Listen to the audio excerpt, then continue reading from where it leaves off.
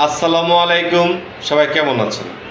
আজকে আলোচনা করব ভূমি অপরাধ প্রতিরোধ ও প্রতিকার আইন 2023 এর 9 ধারা।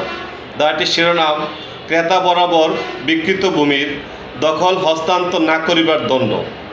বিক্রয়ের জন্য নির্ধারিত মূল্যের অর্থ বিক্রেতা বরাবর পরিশোধ করা সত্ত্বেও যদি বিক্রেতা তার বিক্রিত ভূমি ক্রেতা বরাবর দখল হস্তান্তর না করে তাহলে এটি একটি অপরাধ হবে।